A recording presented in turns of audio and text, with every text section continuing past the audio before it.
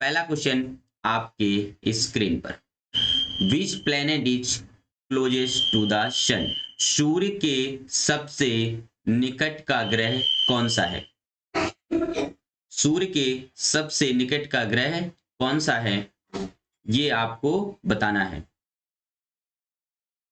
तो अगर दोस्तों हम बात करें सूर्य से दूरी के अनुसार सबसे पास का ग्रह कौन सा है, तो सबसे पास का ग्रह हमारा बुध। क्या है? बुध। सबसे पास का ग्रह हमारा बुध। बुध, शुक्र, पृथ्वी, मंगल, बृहस्पति, शनि, अरुण और वरुण। तो हमारा करेक्ट आंसर हो जाएगा ऑप्शन नंबर बी। जो बुध है ये सूर्य की परिक्रमा सबसे कम समय में करता है क्योंकि यह सूर्य के सबसे पास का है। तो करेक्ट आंसर क्या हो जाएगा? Option number B. अब आप मुझे बताइए जो शुक्र है, शुक्र को हम क्या कहते हैं? तो शुक्र को हम बोलते हैं सुबह का तारा यानी मॉर्निंग स्टार, सुबह का तारा, भोर का तारा, इवनिंग स्टार। शुक्र को हम बोलते हैं पृथ्वी की जुड़वा बहन, ट्विन सिस्टर, पृथ्वी की जुड़वा बहन। ये सारे नाम किसके हैं? ये सारे के सारे नाम शुक्र के हैं। किसके हैं? शुक्र के हैं। मंगल को हम क्या बोलते हैं? मंगल को हम बोलते हैं रेड प्लैनेट, लाल ग्रह। मंगल को हम क्या बोलते हैं? लाल ग्रह बोलते हैं। शनि, तो शनि को हम बोलते हैं कि सर्वाधिक छल्ले या वलय कहाँ पाए जाते हैं? शनि में। वलय की सर्वाधिक संख्या कहाँ है? ये यहां पर है शनि पर। वलय की सर्वाधिक संख्या कहां पर है? शनि पर। अब इसका हम देखते हैं आंसर और डिस्क्रिप्शन। तो इसका करेक्ट आंसर क्या हो जाएगा? Option number B. अब देखिए डिस्क्रिप्शन, यह सूर्य के सबसे पास का ग्रह है, यह सबसे छोटा व हल्का है, यह 88 दिनों में सूर्य की परिक्रमा करता है। सूर्य से दूरी के अनुसार ग्रहों का क्रम क्या है? तो सूर्य के सबसे पास है बुध, शुक्र, पृथ्वी, मंगल, बृहस्पति, शनि, अरुण और वरुण।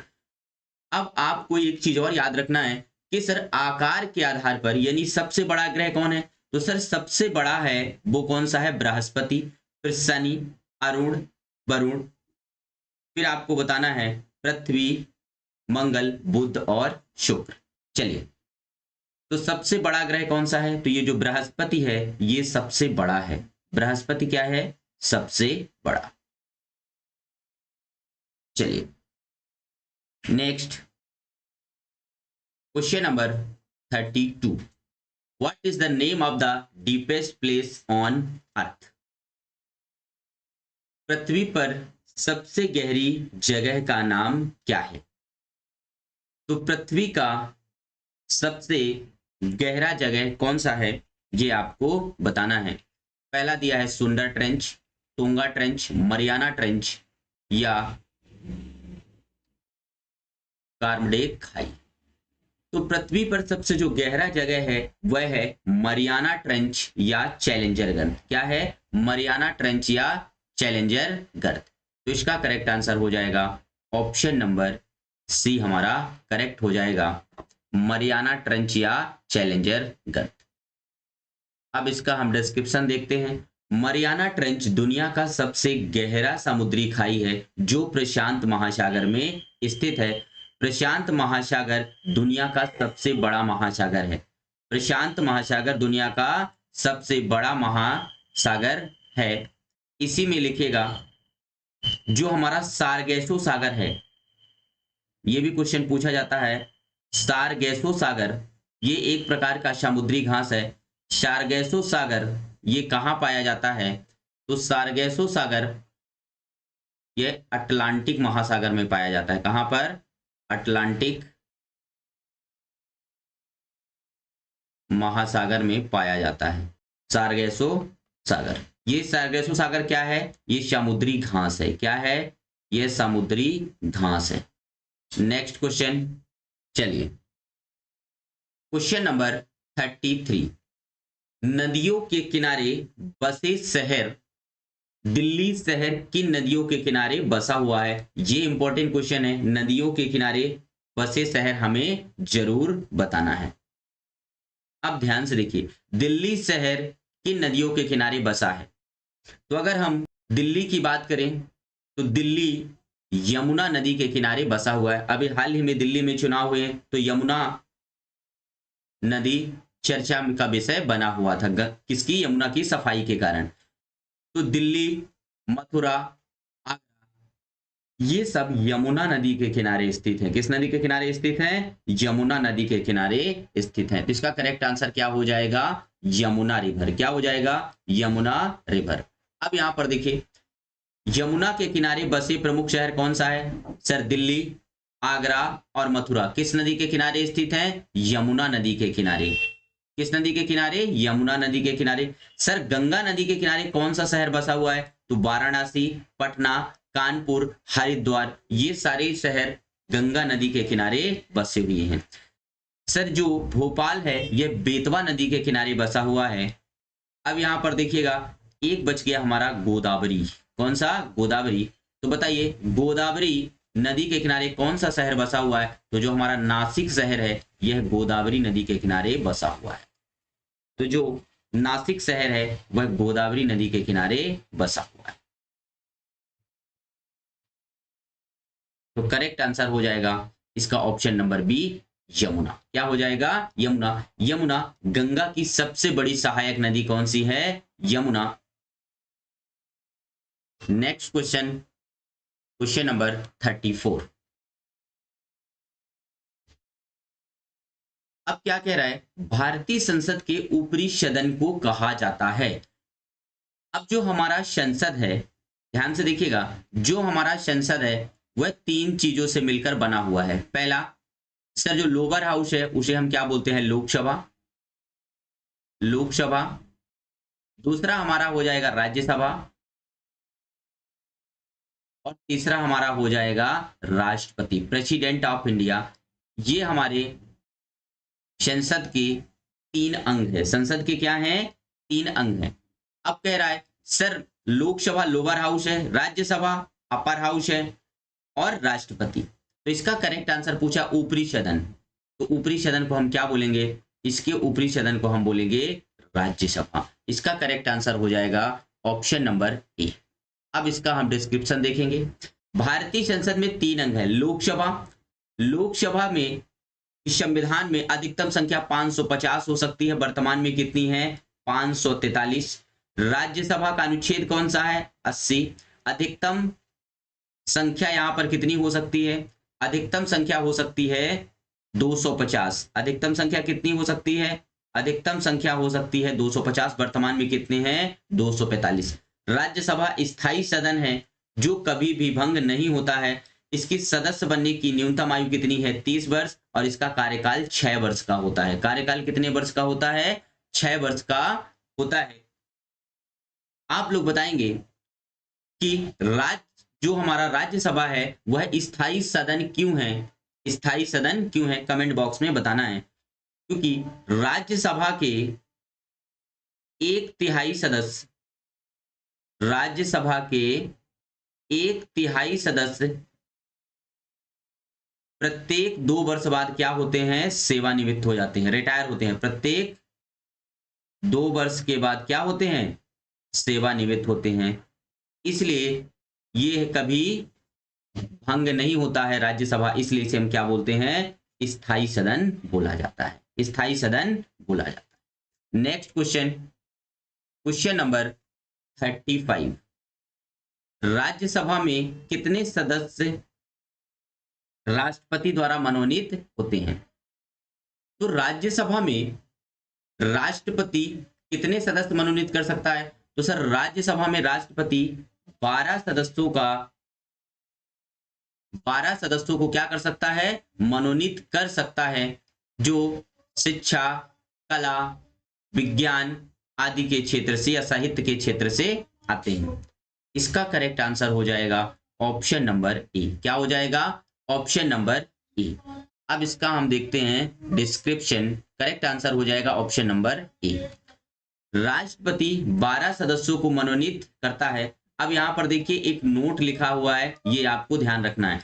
104वां संविधान संशोधन अधिनियम 2020 लोकसभा व राज्य विधानसभा में जो हमारा एंग्लो इंडियन है, आंग्ल भारतीय के लिए सीटों का आरक्षण समाप्त कर दिया गया है।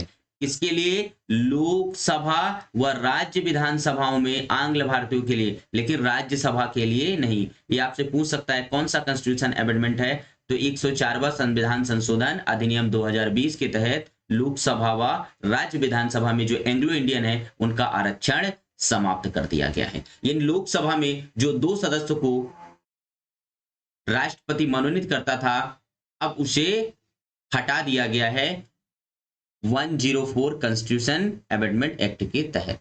नेक्स्ट क्वेश्चन 36, भारत के राष्ट्रीय वृक्ष का नाम क्या है? What is the name of the national tree of India? तो भारत का जो राष्ट्रीय वृक्ष है उसका नाम क्या है? तो भारत का राष्ट्रीय वृक्ष क्या है? भारत का राष्ट्रीय वृक्ष है बरगद। क्या है? बनियान। राष्ट्रीय वृक्ष क्या है? बरगद। इसका करेक्ट आंसर हो जाएगा ऑप्शन नंबर बी। अब देखते हैं भारत का राष्ट्रीय वृक्ष क्या है? बरगद। राष्ट्रीय फल क्या है? आम। आम का साइंटिफिक नेम क्या है? Mangifera indica. क्या है? Mangifera indica. भारत का राष्ट्रीय पशु क्या है? बाघ। बाघ का साइंटिफिक नेम क्या है? Panthera tigris. क्या है? Panthera tigris. Panthera tigris. Bharat की राष्ट्रीय पक्षी क्या है? मोर। भारत का राष्ट्रीय पक्षी क्या है? मोर। भारत का राष्ट्रीय जलीय जीव कौन सा है? राष्ट्रीय जलीय जीव कौन भारत का राष्ट्रीय जलीय जीव कौन सा है? तो भारत का राष्ट्रीय जलीय जीव कौन है? तो ये हमारा डॉल्फिन, गंगा डॉल्फिन जो है ये हमारा भारत का राष्ट्रीय जलीय जीव है। और ये डॉल्फिन संस्थान कहाँ है? तो ये पटना में है। डॉल्फिन संस्थान कहाँ पर है? ये पटना में है। और 5 अक्टूबर को डॉल्फिन दिवस मनाया जाता है। ये भी क्वेश्चन आपसे एग्जाम में पूछा जा सकता है, डॉल्फिन दिवस।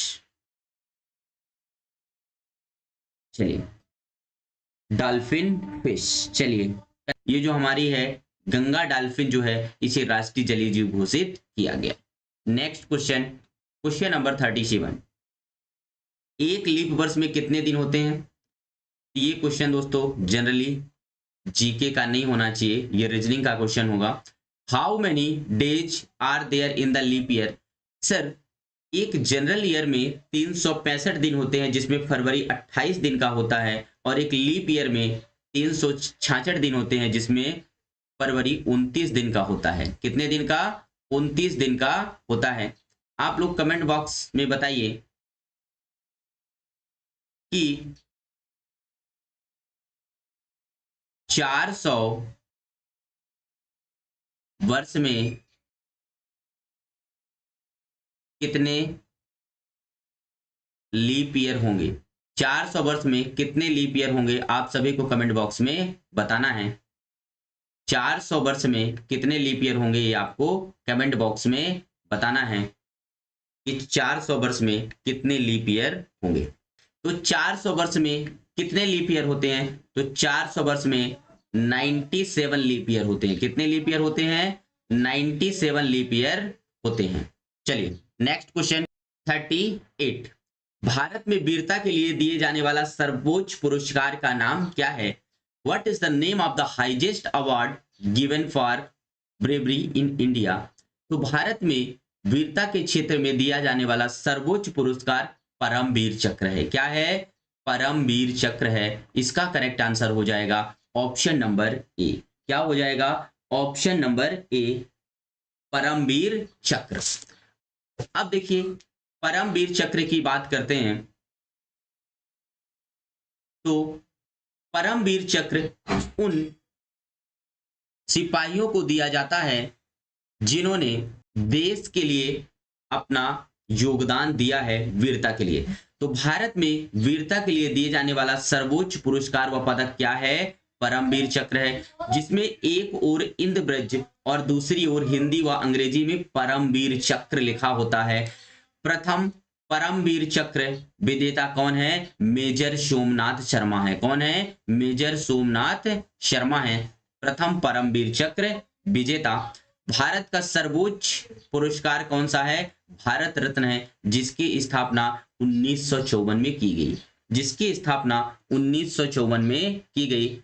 आपको बताना है कि पहला भारत रत्न किसे दिया गया, कि पहला भारत रत्न किसे दिया गया, पहला भारत रत्न किसे दिया गया, ये आपको कमेंट बॉक्स में बताना है, किसे दिया गया।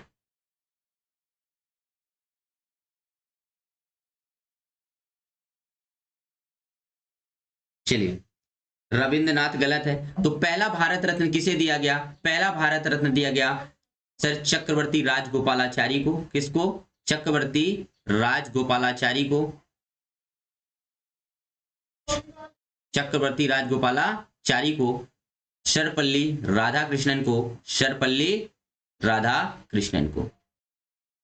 चलिए चलते हैं नेक्स्ट क्वेश्चन की ओर। क्वेश्चन नंबर 39, रविन्द्रनाथ टैगोर को नोबेल पुरस्कार दिया गया था। नेक्स्ट क्वेश्चन नंबर 39, शहीदे आजम के नाम से किसे जाना जाता है? तो शहीदे आजम के नाम से किसे जाना जाता है? भगत सिंह को। किसे जाना जाता है? भगत सिंह को शहीदे आजम के नाम से जाना जाता है, भगत सिंह को। अब आप लोग को बताएंगे कि भगत सिंह किस संगठन से जुड़े हुए थे। तो भगत सिंह के बारे में जानते हैं। भगत सिंह का जन्म 27 सितंबर, भगत सिंह का जन्म 27 सितंबर, यहां देखिएगा 1907 को। कब हुआ? 27 सितंबर 1907 को। ये डेट याद रखिएगा, 27 सितंबर 1907 को बंगा लायरपुर पंजाब प्रांत में है, जो वर्तमान में पाकिस्तान में है। जो कहां पर है? वर्तमान में पाकिस्तान में है, हुआ। इनका जन्म भगत सिंह का। भगत सिंह को शहीद आजम के, Bhagat Singh Hindustan socialist republic association के सदस्य थे, जिसे हम शॉर्ट में बोलते हैं HSRA, Hindustan socialist republic association. इसकी स्थापना बताना है कब हुई। ये भी क्वेश्चन आपसे एग्जाम में पूछा गया है, आपके ही डिपार्टमेंटल एग्जाम में। चलिए, तो हिंदुस्तान सोशलिस्ट रिपब्लिक एसोसिएशन की स्थापना 1928 में की गई। कब? 1928 में की गई। किसके द्वारा? भगत सिंह के द्वारा ही 1928 में इसकी स्थापना की गई। एक होता है हिंदुस्तान रिपब्लिक एसोसिएशन और ये है Hindustan socialist republic association. Hindustan Republic association में बाद में नाम बदल कर क्या कर दिया गया? हिंदुस्तान सोशलिस्ट रिपब्लिक एसोसिएशन, जिसकी स्थापना भगत सिंह ने 1928 में की थी। चलिए, पंडित जवाहरलाल नेहरू की बात करेंगे तो इनकी एक फेमस पुस्तक है the discovery of India. The discovery of India, Bharat की खोज। The discovery of India, Bharat की खोज। ये किनकी पुस्तक है? पंडित जवाहरलाल नेहरू की पुस्तक है, भारत की खोज। नेक्स्ट क्वेश्चन की तरफ चलेंगे। चलिए, क्वेश्चन नंबर 40, रामकृष्ण मिशन की स्थापना किसने की थी? रामकृष्ण मिशन, तो रामकृष्ण मिशन की स्थापना किसने की थी? रामकृष्ण मिशन की स्थापना किया था स्वामी विवेकानंद ने। किसने किया था? स्वामी विवेकानंद ने रामकृष्ण मिशन की स्थापना की थी। करेक्ट आंसर हो जाएगा स्वामी विवेकानंद। इनके बचपन का नाम था नरेंद्र नाथ। इनके बचपन का नाम क्या था? नरेंद्र नाथ था स्वामी विवेकानंद के बचपन का नाम। इनकी शिष्या का नाम था भगनी निवेदिता। अब इसके बारे में समझेंगे। रामकृष्ण मिशन की स्थापना स्वामी विवेकानंद ने 1 मई 1897 को बेलूर मठ, ये कहां पर है? बेलूर मठ है हमारा, कहां पर? कोलकाता में। कहां पर? पश्चिम बंगाल, कोलकाता में किया था। उनके गुरु का नाम क्या था? ये भी आपसे पूछा जाएगा। इनके गुरु का नाम था रामकृष्ण परमहंस। इनके गुरु का नाम क्या था? रामकृष्ण परमहंस। इन्होंने सबसे पहले दोस्तों 1893 में, कब? 1893 में शिकागो हिंदू सम्मेलन में भाषण दिया था, हिंदी में। शिकागो विश्व हिंदी सम्मेलन में भाग दिया था। कब? 1893 में। बनारस हिंदू विश्वविद्यालय की स्थापना किसने की थी? तो बनारस हिंदू विश्वविद्यालय की स्थापना मदन मोहन मालवीय ने की थी। किसने? ये कहां पर है बनारस हिंदू विश्वविद्यालय? ये यूपी में है, जिसकी स्थापना मदन मोहन मालवीय ने की थी। अगर हम बात करें ज्योतिबा फूले की, तो इन्होंने सत्य शोधक समाज की स्थापना की थी। वेरी वेरी इंपॉर्टेंट क्वेश्चन है, सत्य शोधक समाज की स्थापना किसने की? तो ये की थी ज्योतिबा फूले ने। किसने की थी? ज्योतिबा फूले ने सत्य शोधक समाज की स्थापना की थी। महात्मा गांधी भारत छोड़ो आंदोलन से जुड़े हुए हैं, असहयोग आंदोलन से जुड़े हुए हैं, और सविनय अवज्ञा आंदोलन से जुड़े हुए हैं। कौन? महात्मा गांधी। चलिए क्वेश्चन नंबर 41, भारत के संविधान द्वारा मौलिक अधिकार प्रदान किए गए हैं। जब भारत का संविधान बना था तब भारत के संविधान में 7 मौलिक अधिकार थे, लेकिन संपत्ति का अधिकार को अब कानूनी अधिकार बना दिया गया है। क्या बना दिया गया है? संपत्ति के अधिकार को कानूनी अधिकार बना दिया गया है। इसलिए भारतीय संविधान में वर्तमान में 6 मौलिक अधिकार हैं। कितने हैं? वर्तमान में 6 मौलिक अधिकार हैं। भारतीय संविधान में वर्तमान में 6 मौलिक अधिकार हैं। संपत्ति का अधिकार, जिसे 300A में एक कानूनी अधिकार है, रखा गया है। अनुच्छेद 12 से 35 तक मौलिक अधिकार का वर्णन है। मौलिक अधिकार अमेरिका से लिया गया है। जो भी मौलिक अधिकार हैं, फंडामेंटल राइट्स हैं, वो कहां से लिए गए हैं? अमेरिका से। और अनुच्छेद 12 से लेकर 35 तक हमारे मौलिक अधिकार हैं। पहले कितने थे मूल संविधान में? 7, लेकिन संपत्ति के अधिकार को अब कानूनी अधिकार बना दिया गया है। नेक्स्ट क्वेश्चन नंबर 42, यदि आपके पास निम्न में से क्या नहीं है तो आप झूठ बोलने और दूसरों को धोखा देने के लिए परेशानी में पड़ सकते हैं। अगर आपके पास क्या नहीं है, पहला है कम्युनिकेशन, कोलैबोरेशन, ईमानदारी और रिस्पेक्ट। तो अगर आपके पास क्या नहीं है सर, अगर हमारे पास अगर ऑनेस्टी नहीं है, क्या नहीं है? अगर हमारे पास ईमानदारी नहीं है तो हम क्या है, किसी से झूठ बोलेंगे तो क्या है, झूठ को बार बार क्या करना पड़ता है? छुपाना पड़ता है। सच को कभी छुपाना नहीं पड़ता है। इसलिए कहते हैं सत्य पराजित, सत्य परेशान हो सकता है लेकिन कभी पराजित नहीं हो सकता। इसलिए हमेशा सत्य बोलना चाहिए और इंसान को अपनी गलतियां मानना चाहिए। चलिए, नीतियों और सिद्धांतों का एक लिखित विवरण जो सभी कर्मचारियों के व्यवहार को निर्देशित करता है, क्या कहलाता है? ये हमारे इथिक्स के क्वेश्चन है। A written statement of policies and principles that guides the behavior of all employees is called, इसे हम बोलते हैं क्या? Code of ethics, word of morality, ethical dilemma, moral diplomacy, इसे हम बोलते हैं कोड ऑफ एथिक्स। क्या बोलते हैं?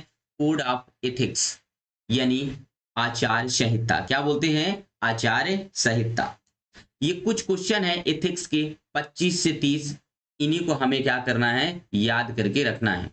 चलिए क्वेश्चन नंबर 44, यूएनओ दिवस निम्नलिखित में से किस तारीख को मनाया जाता? अब ये यूएनओ, यूनाइटेड नेशन ऑर्गेनाइजेशन, संयुक्त राष्ट्र संघ, इसका फुल फॉर्म क्या होता है?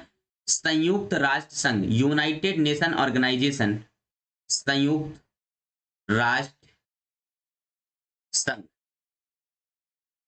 ये जो संयुक्त राष्ट्र संघ है, इसका नाम ये यूएनओ, संयुक्त राष्ट्र संघ, किसने दिया था? तो ये अमेरिका के राष्ट्रपति थे फेडरिक रूजवेल्ट। कौन थे? फेडरिक रूजवेल्ट ने संयुक्त राष्ट्र संघ इसका नाम दिया था। ये भी क्वेश्चन पूछ सकता है। इसकी स्थापना हुई थी 24 अक्टूबर 1945 को, इसलिए 24 अक्टूबर को संयुक्त राष्ट्र दिवस मनाया जाता है। इसका करेक्ट आंसर हो जाएगा ऑप्शन नंबर बी। क्या हो जाएगा? ऑप्शन नंबर बी हो जाएगा। अब इसके बारे में देखेंगे। संयुक्त राष्ट्र की स्थापना 24 अक्टूबर 1945 में हुई। इसका मुख्यालय कहाँ है? न्यूयॉर्क शहर में है। इसमें कुल कितनी भाषाएं हैं? इसमें कुल 6 भाषाएं हैं, लेकिन इनकी कार्यकारी भाषा क्या है? कार्यकारी भाषा इनका इंग्लिश और फ्रेंच। इसके 6 अंग हैं। इसके कितने अंग हैं? इसके 6 अंग हैं। जैसे आपने सुना होगा कि इसमें क्या होता है, जैसे आपने सुना होगा कि इसमें महासभा होता है। क्या होता है? महासभा होता है। जिसे पहला हो गया क्या? एक हो गया हमारा महासभा, अंतरराष्ट्रीय न्यायालय, इंटरनेशनल अंतरराष्ट्रीय न्यायालय, ये हमसे क्वेश्चन बार बार पूछ लिया जाता है कि अंतरराष्ट्रीय न्यायालय का मुख्यालय कहाँ है, तो कमेंट बॉक्स में जल्दी से बता दीजिए अंतरराष्ट्रीय न्यायालय का मुख्यालय कहाँ है। ये इसके सभी क्या हैं, अंग हैं। तो अंतरराष्ट्रीय न्यायालय का मुख्यालय कहाँ है, हेग नीदरलैंड में। कहाँ है, हेग नीदरलैंड में। नीदरलैंड की राजधानी क्या है, एम्स्टर्डम। नीदरलैंड की राजधानी क्या है, एम्स्टर्डम है नीदरलैंड की राजधानी। नेक्स्ट क्वेश्चन नंबर 45, अग्नि मंदिर निम्नलिखित में से किस धर्म का पूजा स्थल है। तो इस क्वेश्चन के अंदर हम सभी धर्मों के जो पूजा स्थल हैं उसे हम देख लेंगे। अग्नि मंदिर of which of the following regions. अब यहां पर हम देखेंगे अग्नि मंदिर, ताओवाद, सिंटोम, यहूदी धर्म, पारसी धर्म। तो बताइए इसका करेक्ट आंसर क्या होगा। जो अग्नि मंदिर है ये किसका है, यह पारसी धर्म का चर्च, या इसी को हम बोलते हैं क्या, गिरजाघर। यहूदी का क्या होता है, सिनोगोग, और बौद्ध का क्या होता है, विहार। तो ये सभी हमने एक ही क्वेश्चन के अंदर सारे धर्मों के पूजा स्थल दे दिए हैं। आप बताइए पारसियों का प्रमुख त्योहार कौन सा है। तो पारसियों का प्रमुख त्योहार है हमारा नवरोज। क्या है, नवरोज उत्सव पारसियों का प्रमुख त्योहार है। ये भी आपको याद रखना है। चलिए नेक्स्ट क्वेश्चन की तरफ चलते हैं। Question number 46। क्वेश्चन नंबर 46, निम्नलिखित में से कौन सा भारतीय राज्य अन्य राज्यों की अधिकतम संख्या की सीमाओं को छूता है। विच of the flowing Indian state touches the border of the maximum number of other states. अब ये हमारे भारतीय राज्य की बात कर रहा है, किसी इंटरनेशनल एरिया की बात नहीं कर रहा है। पहला दिया है आंध्र प्रदेश। आंध्र प्रदेश भाषाई आधार पर बनने वाला भारत का पहला राज्य है। कौन सा, आंध्र प्रदेश, भाषाई आधार पर। नेक्स्ट दिया है बिहार। नेक्स्ट क्या दिया है, बिहार, मध्य प्रदेश और उत्तर प्रदेश। तो जो सबसे अधिक सीमा लगती है राज्यों की वो यूपी से लगती है। किससे लगती है, यूपी की सीमा लगती है। अब इसके बारे में हम देखेंगे। उत्तर प्रदेश की सीमा सबसे अधिक राज्यों के साथ सीमा साझा करती है। जो 8 राज्य, कितने राज्य हैं, 8 राज्य व एक केंद्र शासित प्रदेश, वो कौन सा है, दिल्ली। वो केंद्र शासित प्रदेश क्या है, दिल्ली, जिसके साथ उत्तर प्रदेश अपनी सीमा साझा करती है। भाषाई आधार पर बनने वाला पहला राज्य कौन सा है, आंध्र प्रदेश। कब बना, 1953 में। अब देखिए सबसे अधिक सीमा किसकी लगती है, उत्तर प्रदेश की। किसकी लगती है, उत्तर प्रदेश की। अब देखिए बात करेंगे किसकी, बिहार की। किसकी बात करेंगे, बिहार में। तो बिहार में फेमस क्या है, नालंदा विश्वविद्यालय। क्या है, नालंदा विश्वविद्यालय कहाँ है, बिहार में। अगर आपसे पूछ लिया जाए कहां पर है, बिहार में है नालंदा विश्वविद्यालय। बिहार के पटना में क्या है, गोलघर स्थित है। पटना में क्या स्थित है, गोलघर स्थित है। गोलघर कहाँ स्थित है, पटना में। ये भी आपको याद रखना है। Next question, question number 47, Bharat का स्थायी अनुसंधान केंद्र दक्षिण गंगोत्री कहाँ स्थित है। अब देखिए ये क्वेश्चन बार बार एग्जाम में पूछा जाता है और आगे भी बार बार पूछा जाएगा। Where is India permanent research centre South Gangotri located. महान हिमालय, इंडियन ओशियन, अंटार्कटिका और अरब सागर। तो जो हमारा दक्षिण गंगोत्री है वह कहाँ स्थित है, सर ये अंटार्कटिका महाद्वीप में स्थित है। कहाँ स्थित है, यह अंटार्कटिका में स्थित है। करेक्ट आंसर हो जाएगा ऑप्शन नंबर सी, हमारा करेक्ट हो जाएगा। दक्षिण गंगोत्री भारत का पहला वैज्ञानिक स्टेशन था जो अंटार्कटिका में स्थित है। कहाँ स्थित है, अंटार्कटिका में स्थित है। जो भारतीय अंटार्कटिका कार्यक्रम का हिस्सा था यह दक्षिणी ध्रुव से 2500 किलोमीटर की दूरी पर स्थित है। कौन सा, हमारा दक्षिण गंगोत्री। अब देखिए अरब सागर। तो जो हमारा लक्षद्वीप है वह कहाँ स्थित है, अरब सागर में स्थित है। जो हमारा लक्षद्वीप है वह कहाँ स्थित है, अरब सागर में स्थित है। लक्षद्वीप हमारा कहाँ स्थित है, अरब सागर में स्थित है। आपको बताना है अंडमान निकोबार कहाँ स्थित है? अंडमान निकोबार कहाँ स्थित है? ये भी क्वेश्चन बार बार एग्जाम में पूछा जाता है। लक्षद्वीप और अंडमान निकोबार कहाँ स्थित है? कहाँ स्थित? तो देखिए सर, अरब सागर पश्चिम में स्थित है। अरब सागर कहाँ स्थित है? पश्चिम में। अरब सागर के अंदर क्या स्थित है? लक्षद्वीप। सर अंडमान निकोबार पूर्व में स्थित है, कहां पर? चलिए, तो इसका करेक्ट आंसर हो जाएगा बंगाल की खाड़ी। अरब सागर कहाँ स्थित है? बंगाल की खाड़ी में स्थित है। कौन सा? Andaman Nicobar. Very very important question है, नोट डाउन करना है। चलिए नेक्स्ट क्वेश्चन नंबर 48। लोकसभा के प्रति उत्तरदायी होते हैं। किसके प्रति? लोकसभा के प्रति उत्तरदायी होते हैं। इसका करेक्ट आंसर हो जाएगा ऑप्शन नंबर सी। अब देखिए, मंत्रिपरिषद लोकसभा के प्रति उत्तरदायी है। किसके प्रति? लोकसभा के प्रति उत्तरदायी है। अनुच्छेद 75 राष्ट्रपति के द्वारा प्रधानमंत्री की नियुक्ति करता है। तो अगर आपसे बोला जाए कि भारत का एक प्रधानमंत्री होगा, यह किसमें कहा गया है? आर्टिकल 75 में राष्ट्रपति के द्वारा प्रधानमंत्री की नियुक्ति की जाएगी। राज्यसभा के बारे में बात कर चुके हैं सर, ये परमानेंट हाउस है। राष्ट्रपति अनुच्छेद 52 के अनुसार भारत का एक क्या होगा? राष्ट्रपति होगा। और अनुच्छेद 72 में इसे क्या है? क्षमादान की शक्ति प्राप्त है। क्षमादान की शक्ति प्राप्त है किसको? राष्ट्रपति किसी की भी सजा को माफ करवा सकता है। कौन? राष्ट्रपति, अनुच्छेद 72 के तहत। Next question, question number 49। Question number 49 क्या कह रहा है? ध्यान से देखिएगा। क्वेश्चन नंबर 49, 20 सितंबर 1932 को किस जेल में गांधी के उपवास के कारण पूना समझौता हुआ था?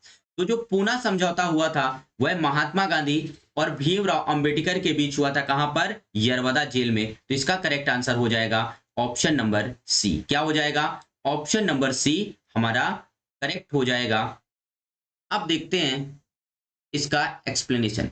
पूना समझौता 1932 में महात्मा गांधी व अंबेडकर जी के बीच यरवदा जेल में हुआ था। कहां पर हुआ था? यरवदा जेल में हुआ था 1932 में। यह भी याद रखना है। नेक्स्ट क्वेश्चन, क्वेश्चन नंबर 50 क्या दिया हुआ है? निम्नलिखित में से कौन सर्वेंट ऑफ इंडिया सोसाइटी के संस्थापक थे? तो सर्वेंट ऑफ इंडिया सोसाइटी के संस्थापक कौन थे? तो ये थे हमारे गोपाल कृष्ण गोखले। कौन थे? Gopal Krishna Gokhale servant of India society के संस्थापक थे। दादा भाई नौरोजी को क्या कहा जाता है? Grand old man of India. Grand old man of India किसे कहा जाता है? दादा भाई नौरोजी को। दादा भाई नौरोजी को grand man old of India कहा जाता है। राजा राम मोहन राय ने ब्रह्म समाज की स्थापना की। वेरी वेरी इंपॉर्टेंट क्वेश्चन है। कब? 1928 में। कब? 1928 में। गोपाल कृष्ण गोखले महात्मा गांधी के राजनीतिक गुरु हैं। महात्मा गांधी के राजनीतिक गुरु हैं। पॉलिटिकल गुरु कौन है? महात्मा गांधी के राजनीतिक गुरु कौन है? ये हैं हमारे गोपाल कृष्ण गोखले। अब यहां पर देखिएगा, इसका एक्सप्लेनेशन देख लेते हैं। सर्वेंट ऑफ इंडिया सोसाइटी की स्थापना 12 जून 1905 को महाराष्ट्र के पुणे में गोपाल कृष्ण गोखले ने की थी। दादा भाई नौरोजी भारत के क्या हैं? वयोवृद्ध व्यक्ति हैं। राजा राम मोहन राय ब्रह्म समाज की स्थापना कब की? 1928 में। और इन्होंने सती प्रथा का अंत किया। सती प्रथा का अंत किया कब? तो सती प्रथा का अंत किया इन्होंने कब? 1929 में। 1829 में इन्होंने सती प्रथा का अंत किया। Next question, question number 51। The mirror of beauty नामक उपन्यास किसने लिखी? द मिरर ऑफ ब्यूटी नामक उपन्यास लिखी थी श्री एस आर। यहां देखिए श्री एस आर, ध्यान से देखिए यहां MR भी है। Shri S R Faruqui. Shri S R Faruqui. अब हमें पता करना है सर ये इनका पूरा नाम क्या था? श्री एस आर फारूकी का। अब यहां पर देखेंगे द मिरर ऑफ ब्यूटी उपन्यास किसने लिखा? समर रहमान फारूकी ने। इसलिए इसे क्या बोलते हैं? SR फारूकी। समर रहमान फारूकी ने लिखा है उपन्यास द मिरर ऑफ ब्यूटी। अब यहां पर देखिए मीन कैंप किसने लिखा है? एडोल्फ हिटलर ने। सर ये हिटलर को फ्यूरहर भी कहा जाता है। क्या कहा जाता है? फ्यूरहर की उपाधि किसे दी गई है? एडोल्फ हिटलर को। War and peace, very very important पुस्तक है, लियो टॉल्स्टॉय ने लिखा है war and peace. Next question, question number 52। Question number 52, विजेता IPL trophy 2019, winner IPL trophy 2019 की विजेता कौन है?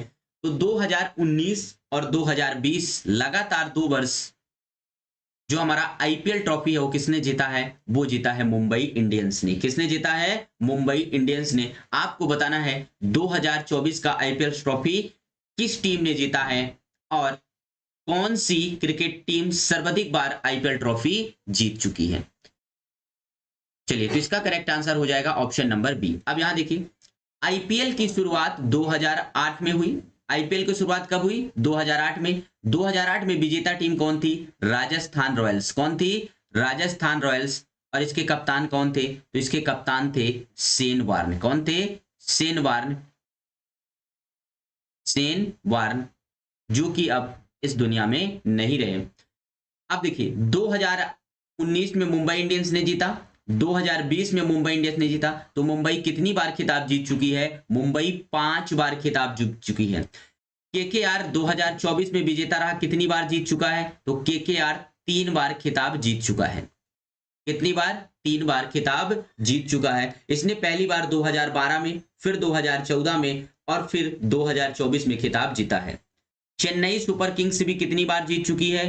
5 बार। वर्तमान में आईपीएल में कितनी टीमें हैं? वर्तमान में आईपीएल की 10 टीमें हैं। 2 नई टीमें अगर आपसे पूछा जाए तो लखनऊ सुपर जॉइंट्स और गुजरात टाइटंस, ये 2 नई टीमें हैं। नेक्स्ट क्वेश्चन, अब देखिए ये क्वेश्चन आ गया, युद्ध और शांति उपन्यास के लेखक कौन है? Who is the author of novel of War and Peace? अभी लास्ट क्वेश्चन में ही हमने बताया कि इंपॉर्टेंट क्वेश्चन है। वॉर एंड पीस के लेखक कौन है? तो लियो टॉल्स्टॉय है। कौन है? Leo Tolstoy War and Peace के लेखक हैं। महात्मा गांधी की पुस्तक का नाम क्या है? तो महात्मा गांधी ने पुस्तक लिखा है, कौन कौन सी इसकी पुस्तकें महात्मा गांधी की? जल्दी से, कौन सा है? सत्य के साथ मेरे प्रयोग, सत्य के साथ मेरे प्रयोग, माई एक्सपेरिमेंट विथ ट्रूथ, सत्य के साथ मेरे प्रयोग। और कौन सी है इनकी पुस्तक? Young India, young India. ये सारी पुस्तकें किसकी हैं? महात्मा गांधी की।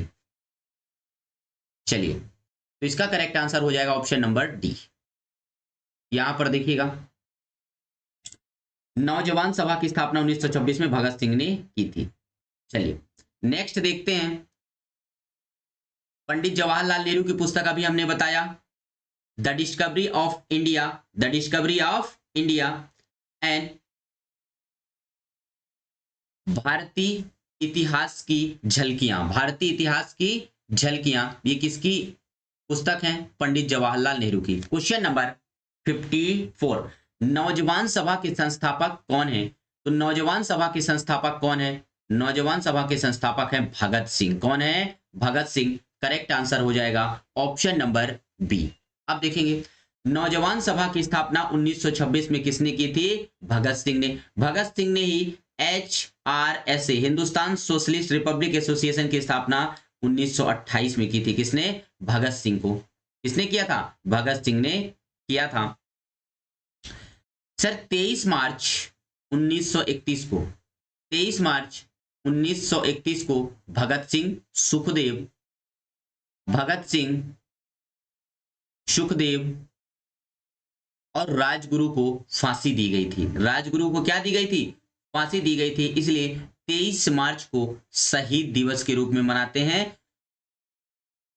23 मार्च को शहीद दिवस के रूप में मनाते हैं। लाला लाजपत राय, जब साइमन कमीशन 1928 में भारत आया तो उसके विरोध प्रदर्शन के बाद लाठी के प्रहार से लाला लाजपत राय की मृत्यु हो गई। ये भी हमें याद रखना है। क्वेश्चन नंबर 55, निम्नलिखित में से कौन सा भारत में अंग्रेजों द्वारा निर्मित पहला किला था? तो अंग्रेजों द्वारा निर्मित पहला किला कौन सा था? तो सर पहला किला था फोर्ट जॉर्ज। कौन था? फोर्ट सेंट जॉर्ज किला था। कौन सा था? फोर्ट सेंट जॉर्ज किला अंग्रेजों द्वारा निर्मित पहला किला था। अब यहां पर देखेंगे, अंग्रेजों द्वारा निर्मित पहला किला सेंट जॉर्ज किला था। लाल किला कहां स्थित है? दिल्ली में। लाल किला कहां स्थित है? दिल्ली में। नेक्स्ट आपको बताना है चित्तौड़गढ़ का किला कहां स्थित है? चित्तौड़गढ़ का किला कहां स्थित है? चित्तौड़गढ़ का किला, तो चित्तौड़गढ़ का किला कहां स्थित है? तो ये राजस्थान में स्थित है। कहां पर? राजस्थान में स्थित है। तो चित्तौड़गढ़ के किले का निर्माण किसने करवाया था? ये आपको बताना है। इसका निर्माण करवाया था राणा कुंभा ने। किसने करवाया था? राणा कुंभा ने करवाया था चित्तौड़गढ़ के किले का निर्माण। चलिए नेक्स्ट क्वेश्चन नंबर 56। अप्रस्तता को भारतीय संविधान के किस अनुच्छेद द्वारा समाप्त कर दिया गया है? Untouchability has been abolished by which article of the Indian constitution? Sir 17 मतलब खतरा। 17 मतलब खतरा। तो ये कौन सा आर्टिकल है? Article number 17 untouchability. Article 18 sir इसके द्वारा उपाधियों का अंत किया गया है। देखिए आर्टिकल 17 अप्रस्तता का अंत। अनुच्छेद 15 धर्म जाति लिंग के आधार पर आप किसी से भेदभाव नहीं कर सकते। अनुच्छेद 31 प्राण और दैहिक स्वतंत्रता का अधिकार है, आप बिना किसी कारण के अपने प्राण नहीं त्याग सकते। आर्टिकल नंबर किसमें है? 21 में। आर्टिकल नंबर 21 में दिया गया है प्राण एवं दैहिक स्वतंत्रता का अधिकार। चलिए तो 15 हो गया, 21 हो गया, 18 उपाधियों का अंत कर दिया गया है 18 में। नेक्स्ट क्वेश्चन नंबर 57 क्या कह रहा है? संतोष ट्रॉफी किस खेल से संबंधित है? तो अगर हम बात करें संतोष ट्रॉफी, तो संतोष ट्रॉफी ये किससे संबंधित है? फुटबॉल से। किससे संबंधित है? फुटबॉल से संबंधित है। तो यहां पर हम देखते हैं फुटबॉल से संबंधित महत्वपूर्ण ट्रॉफियां कौन कौन सी हो सकती हैं। तो फुटबॉल से संबंधित प्रमुख ट्रॉफी कौन सी है? सर पहली है संतोष ट्रॉफी। वेरी वेरी इंपॉर्टेंट है, बार बार एग्जाम में पूछा जाता है। संतोष ट्रॉफी। दूसरा है हमारा डूरंट कप। तीसरा है हमारा रोवर्स कप। तीसरा है हमारा सुब्रतो कप। और चौथा है हमारा मर्डेका कप। कौन सा है? Merdeka cup. Santosh trophy, Rovers cup और Subroto cup very very important है। अब देखिए अगर हम बात करें हॉकी की प्रमुख ट्रॉफियों की बात करें तो major Dhyanchand trophy, Aga Khan cup, Beighton cup, Rangaswamy cup, lady Ratan Tata cup, ये सभी क्या हैं? हॉकी के संबंधित ट्रॉफियां हैं। अगर हम क्रिकेट की बात करें तो क्रिकेट से संबंधित ट्रॉफियां क्या हैं? सर अपनी घरेलू ट्रॉफी है रणजी ट्रॉफी। कौन सी है? Ranji trophy. Syed Mushtaq Ali trophy, Syed Mushtaq Ali trophy, Syed Mushtaq Ali. Champion trophy जो कि हाल ही में अभी चल रहा है, चैंपियंस ट्रॉफी, चैंपियन ट्रॉफी। ये सारी चीजें हमें याद रखना है क्रिकेट से संबंधित ट्रॉफियां। Deodhar trophy,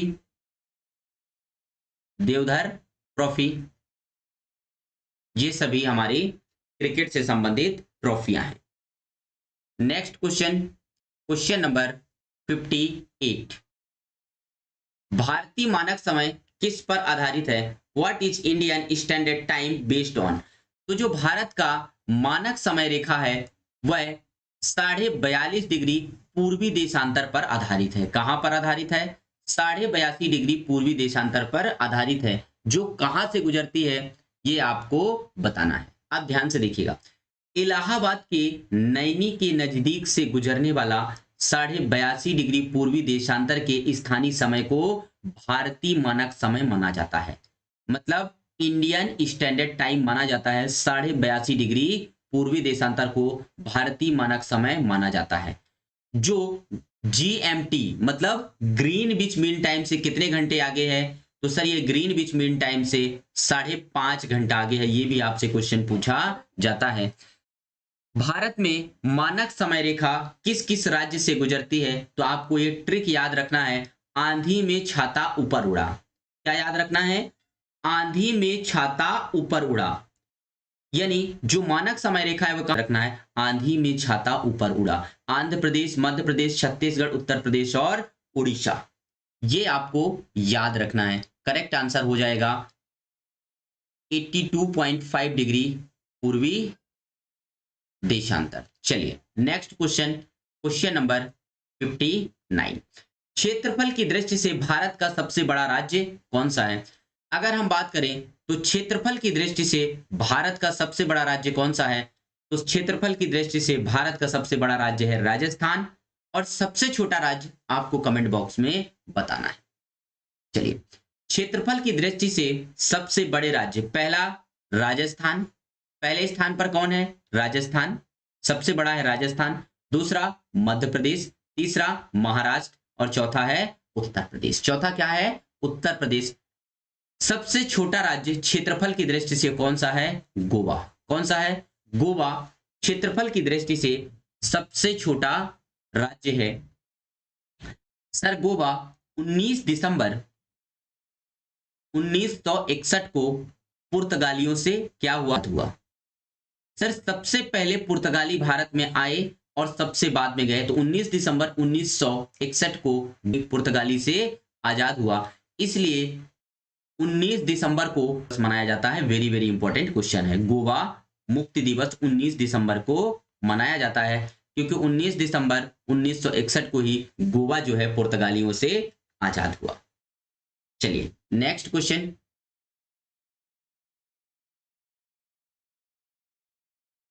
question number 60। आज का ये लास्ट क्वेश्चन है दोस्तों, आज का ये 30वां क्वेश्चन है। संघ और राज्यों की भारतीय संविधान शक्तियों की अनुसूची है। संघ और राज्यों के बीच शक्तियों का बंटवारा किस अनुसूची के तहत किया जाता है? सर अगर हम बात करें पहली अनुसूची, सर संघ एवं राज्य क्षेत्र के बारे में बताता है। दूसरी अनुसूची सर ये बताता है इसके बारे में, दूसरी अनुसूची बताता है सर हमारे के वेतन भत्ते के बारे में। तीसरी बताता है शपथ के बारे में। छठी अनुसूची में हमारे क्या है? सर असम, आप इसका आंसर छापिए, असम, मेघालय, त्रिपुरा और मिजोरम। असम, मेघालय, त्रिपुरा और मिजोरम, इन राज्यों का विशेष आरक्षण है छठवीं अनुसूची में।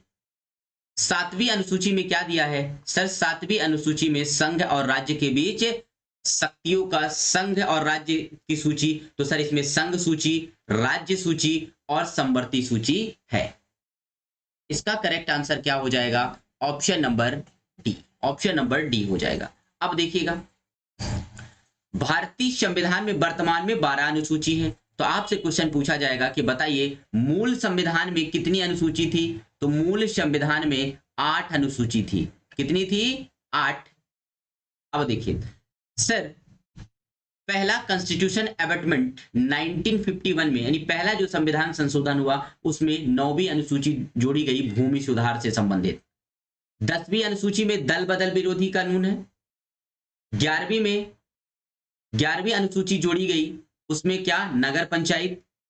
और 12वीं में जोड़ा गया नगर पालिका। 12वीं में क्या जोड़ा गया? नगर पालिका। ध्यान से देखिएगा।